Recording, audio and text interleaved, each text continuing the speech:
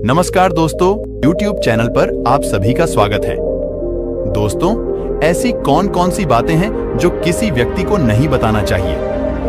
दोस्तों, हम हर कोई बात किसी न किसी व्यक्ति को बता देते हैं और इससे क्या नुकसान होता है हम यह कभी नहीं सोचते हैं। लेकिन जीवन जीना बड़ा कठिन है और इस दुनिया में अच्छे से जीना है तो हर कोई बात किसी को नहीं बताना चाहिए, क्योंकि दुनिया में जैसे भला सोचने वाला भी इंसान होता है वैसे ही बुरा सोचने वाला भी इंसान होता है। एक बात जो लगभग सभी लोग बचपन से सुनते आ रहे हैं कि धीरे बोलो दीवारों के भी कान होते हैं। ये बात हम सबके कानों में पड़ी होगी और मुंह से भी निकली होगी, क्योंकि ऐसी कई गुप्त राज होते हैं जो हम दूसरों की कानों में पड़ने नहीं देना चाहते, क्योंकि जाने अनजाने में भी हम वह बात बता देते हैं जो हमें कभी भी नहीं बताना चाहिए, जो वही बात हमारे दुखों का कारण बन जाता है।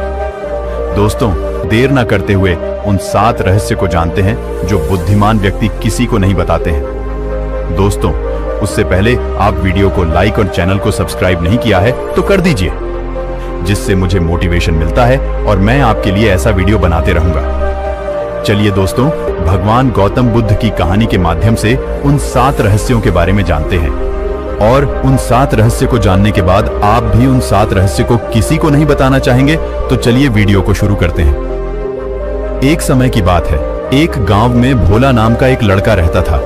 वह बहुत ही गरीब परिवार से था। उसके पास कुछ पैसा नहीं था।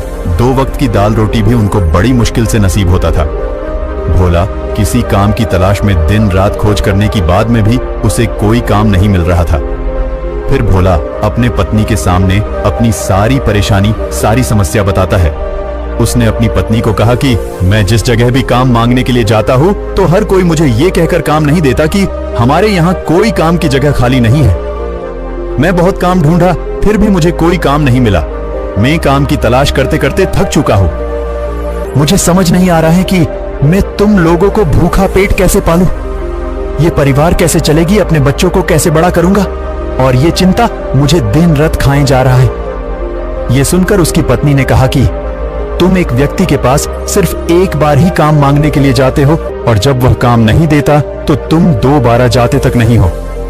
अगर उनसे काम लेना है तो तुम्हें हमदर्दी जतानी होगी, तुम्हें उनसे हमदर्दी हासिल करनी होगी, अपनी गरीबी दिखानी होगी, ताकि वह लोग तुम्हारी मजबूरी देखकर तुम्हें काम पर रख ले। इसलिए शर्म मत करो और उन्हें अपनी मजबूरी बताओ, अपनी गरीबी बताओ और इसी उपाय से तुम काम पा सकते हो।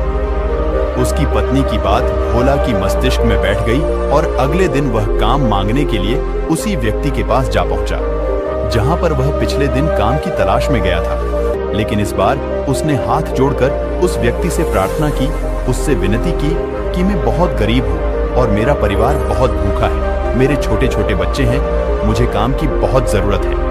आप जितना भी पैसा देंगे उससे ही संतुष्ट हो जाऊंगा। मुझ पर कृपा करके मुझे आपने यहाँ काम पर रख ले। उसकी ये हालत देखकर उस व्यक्ति ने उसे अपने पास काम पे रख लिया। वह रोज वहां पर काम पर जाने लगा। अंदर ही अंदर वह बहुत खुश हो रहा था, लेकिन उसे दूसरों लोगों से कम तनख्वाह मिलती थी। वही काम जो दूसरे लोग कर रहे थे उन्हें ज्यादा मिल रहा था और भोला को कम तनख्वाह मिल रहा था। जब इसके बारे में भोले ने उसे व्यक्ति से कहा तो उस व्यक्ति ने कहा कि देखो भाई, तुम्हें काम की जरूरत थी और मैंने तुम्हें काम दिया। मेरा धन्यवाद करने की बजाय तुम मुझसे मेरी ही शिकायत कर रहे हो। ये कोई इंसानियत है? यह सुनकर भोला वहीं पर चुप हो गया। लेकिन बात कहीं ना कहीं सत्य थी। सेठ ने तो उसे मजबूरी के हिसाब से ही उसे काम दिया था और इसलिए वह उसे अपने अनुसार ही वेतन देता था। लेकिन धीरे धीरे ये बात अपने दोस्तों और अपने रिश्तेदारों को भी बताना शुरू कर दी कि उसका मालिक कैसा आदमी है और उसे कितना वेतन देता था। समय बीतता गया और भोला पूरी लगन के साथ अपने काम करता था। लेकिन अब परिस्थितियां बदलने लगी थी। उसका मालिक अब भोला से दूसरों लोगों से ज्यादा काम लेता था और उनसे कम तनख्वाह भोला को देता था। ये बात भोला के मन ही मन में बहुत खटकती थी। वह दूसरों से ज्यादा मेहनत कर रहा है और उनसे कम तनख्वाह पा रहा है। इससे उसको अपने आत्मसम्मान से बहुत गहरी चोट पहुंची। अब धीरे धीरे उसका मन अब काम से हटने लगा। उसका मन अब काम में लगता ही नहीं था। जाहिर सी बात है कि ऐसी जगह किसका मन लगेगा जहां व्यक्ति को आपने आत्मसम्मान के साथ समझौता करना पड़े, इसलिए जल्द ही उसने अपने काम छोड़ दिया और वह घर पर आकर खाली बैठ गया। अब उसके पास घर का खर्चा चलाने के लिए भी पैसा नहीं बचे थे, इसलिए वह अपने रिश्तेदारों और अपने दोस्तों से सहायता मांगना शुरू कर दिया। लेकिन उसके दोस्तों और उसके रिश्तेदारों उसके सामने तो उसे दया की पात्र समझते थे, उसे दिलासा देते थे, लेकिन उसके पीछे उसका मजाक उड़ाते थे। वह कहते थे कितना बेवकूफ है, उसके मालिक ने इतना काम लिया और बेचारा को पैसा भी नहीं दिया। अरे हम इसको पैसे दे दे तो ये कल हमारा भी पैसा वापस कर पाएगा। इसकी पैसा देने की हालत है, काम तो इसके पास कुछ भी नहीं है, पैसा कहाँ से लाएगा। और इसकी वजह से भोला की हालत दिन ब दिन खराब होती जा रही थी। अब भोला दिन रात तनाव भरी जिंदगी जीने लगा था। वही दोस्त, वही रिश्तेदार जो उसका अपना होने का दिखावा करते थे और भी उसे दया का पात्र समझते थे, उन्हें उसके ऊपर तरस आ रहा था। सब लोग आकर उसे ध्यान तो बहुत देते थे, लेकिन कोई भी उसकी सहायता नहीं करता था। एक दिन उसे पता चला कि पड़ोस की गांव में एक महात्मा आया हुआ है जो बहुत ही ध्यानी है। भोला इतना तनाव में था कि उसे कोई रास्ता ही नजर नहीं आ रहा था, इसलिए वह जंगलों की ओर चल पड़ता है और रास्ते में उसे उस महात्मा की कुटिया दिखाई देता है और उस महात्मा के पास पहुंच जाता है। वहां जाकर भोला सीधा महात्मा के पैरों में गिरकर रोने लगता है। भोला रोते रोते अपनी सारी परिस्थिति बताता है। उन्हें बताता है कि किस तरह उसके मालिक ने उसका फायदा उठाया और उसके रिश्तेदार, दोस्त उसके साथ कैसे व्यवहार करते हैं। सारी बात सुनकर महात्मा ने उसे चुप कराते हुए कहा कि ये सारी समस्याएं तुम्हारी बुद्धिहीनता, तुम्हारी मूर्खता के कारण उत्पन्न हुई है। तुम्हारे अंदर विवेक होता तो इनमें से एक भी समस्या तुम्हारे दुखों का कारण नहीं बनती, बल्कि तुमने अपनी अभिवेक के कारण, अपनी मूर्खता के कारण खुद ही अपने रास्ते में कांटे बिछा दिए हो। आज मैं तुम्हें 7 बात बताऊंगा जो भूलकर भी किसी को मत बताना और इन बातों का अनुसरण करना, और 7 बातों को जानने के बाद तुम्हारी पूरी समस्याएं भी दूर हो जाएंगी। तो चलिए उन 7 बातों को शुरू करते हैं। पहली बात जो किसी को नहीं बताना चाहिए वह है अपनी मजबूरी। अपनी मजबूरी का दिखावा करके दूसरों का दया का पात्र बनकर उनकी सहायता लेने की गलती कभी मत करना। हो सकता है कि आज वह तुम्हारी मजबूरी देखकर तुम्हारी सहायता करते, लेकिन कल वह तुम्हारा फायदा उठाने से भी दोबारा नहीं सोचेगा, और अगर फायदा भी नहीं उठाएगा तो दूसरों के सामने तुम्हारा मजाक बनाने में वह व्यक्ति कभी दोबारा नहीं सोचेगा। इसलिए कभी भी अपनी मजबूरी का दिखावा ना करें। अगर घर में 2 सूखी रोटी हैं तो वही खाकर सो जाओ, लेकिन दोनों ही परिस्थिति आप देखो तो दूसरा आदमी आपका फायदा उठाने से दोबारा नहीं सोचेगा, और अगर वह फायदा नहीं भी उठाएगा तो अपनी नजर में तो आपको वह मूर्ख ही समझेगा, बेवकूफ समझेगा, और दूसरों के सामने आपका मजाक तो जरूर बनाएगा। इसलिए अपनी मजबूरी के बारे में किसी को मत बताना। दूसरी बात जो किसी को नहीं बताना चाहिए वो है अपनी अतीत की गलतियां और भविष्य की रणनीतियां। जरा सोचो कि अगर हम आपने अतीत की गलतियां किसी दूसरे को बताते हैं तो उसका क्या प्रभाव होगा। वह गलतियां ठीक तो नहीं की जा सकती, जाहिर है, तो उन्हें बताने का क्या जरूरी है। आप अपने अंधेरे पक्ष को खुद दुनिया के सामने बता रहे हो, खुद अपनी गलतियां दूसरों के सामने बता रहे हो। इससे एक आदमी की नजर में एक चरित्र गठित हो जाएगा और वह भविष्य में आपको हमेशा उस नजरों से देखेगा। इसलिए किसी भी आदमी की नजर में अपने चरित्र गठित मत होने दो। और जरा सोचो कि आप व्यर्थ में ही अपनी भविष्य की रणनीति दूसरों के सामने बता रहे हो। जो लोग आपके काम का हिस्सा ही नहीं है, उनके सामने अपनी भविष्य की रणनीति के बारे में ढिंढोरा पीटने की क्या फायदा। तीसरी बात जो किसी को भी नहीं बताना चाहिए वो है घर की बातें। जो भी हमारे घर के अंदर आपस में बातचीत होती है, हमारे माँ बाप के साथ, हमारी पत्नी के साथ, हमारे बच्चों के साथ, हमारे भाई बहन की बात, वह बातें परिवार ही तक सीमित रहना चाहिए। अगर आप ये बात दुनिया के सामने ढिंढोरा पीटते हो तो दूसरों को आपके घर में घुसने का एक मौका मिल जाता है और वह इसका फायदा उठाने से कभी भी दोबारा नहीं सोचेंगे।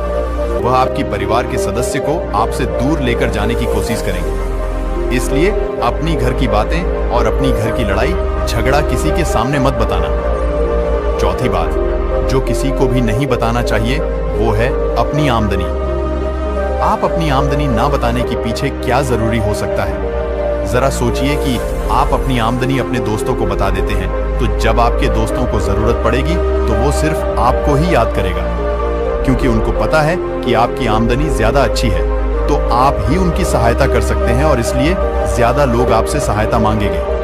और जब आप उनकी सहायता नहीं करेंगे तो वो सोचेंगे कि इस आदमी के पास पैसा रहकर भी सहायता नहीं कर सकता है, और इसलिए आपकी आमदनी दोनों दोस्तों के बीच एक झगड़े का कारण बन सकता है।